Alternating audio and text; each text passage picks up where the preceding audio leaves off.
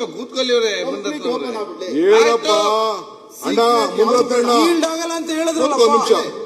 ಕೂತ್ಕೋ ನಿಮಿಷ. ಅಶೋಕ್ ಅಣ್ಣಂಗೆ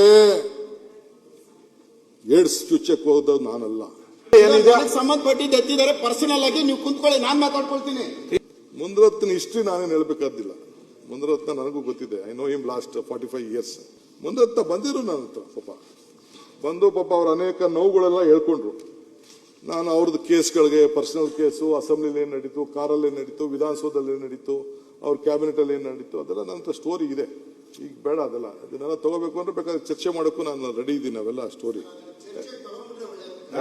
ನೋಡ, ಆಗಲ್ಲ ಕಣಯ್ಯ. ಏನೇನು ಹೇಳಿದ್ದಾರೆ ಆದಷ್ಟು ಬಹಿರಂಗ ಪಡಿಸಿದ್ರೆ ಬಹಳ ಒಳ್ಳೇದು. ಕಾರ್ಡ್ ಇರ್ಬೋದು. ಆಯ್ತಪ್ಪ ಕೂತ್ಕೊಳ್ಳಿ ಅವರೇ ಏನಪ್ಪ ಅಣ್ಣ ಮುಂದಣ್ಣ ಆಗಲ್ಲ ಅಂತ ಹೇಳಿದ್ರಲ್ಲ. ಕೂತ್ಕೋ ನಿಮಿಷ. ನೀವೇನ್ ಎದ್ದೇಳ್ತಿದ್ದೀರಿ? ಯಾವ್ದಕ್ಕೆ ಕೇಳ್ತೀನಿ ಅಂದ್ರೆ ಒಂದ್ ನಿಮಿಷ ಕೂತ್ಕೊಳ್ರಿ. ಉತ್ತರ ಕೊಡ್ಲಿ ಅವರೇ. ಅಶೋಕ್ ಅಣ್ಣಂಗೆ ಏಡ್ಸ್ ಚುಚ್ಚಕ್ ಹೋದವ್ ನಾನಲ್ಲ. ಏಡ್ಸ್ ಕಂಪ್ಲೇಂಟ್ ಇದೆ, FIR ಇದೆ. ಈಗ ಯಡಿಯೂರಪ್ಪನ ಮನೆ ಏನಾಯ್ತು ಅಂತ ನಾನು ಹೇಳಬೇಕಾದಿಲ್ಲ. ಮಾತಾಡಕ್ಕೆ ಅವಕಾಶ ಕೊಡ್ತೀರಾ ಇಲ್ಲ? ಮಾತಾಡಲಿ, ಉತ್ತರ ಮಾತಾಡಕ್ಕೆ ಅವಕಾಶ ಕೊಡ್ತೀರಾ ಇಲ್ಲ? ಇಂಡಿವಿಜುವಲ್ ಬೇಡ, ಇದು ನಾವು ಕಾರ್ಪೊರೇಷನ್ ಕೊಡ್ತೀರಾ ಇಲ್ವಾ? ಕಾರ್ಪೊರೇಷನ್ ಕೂತ್ಕೊಳ್ಳಿ.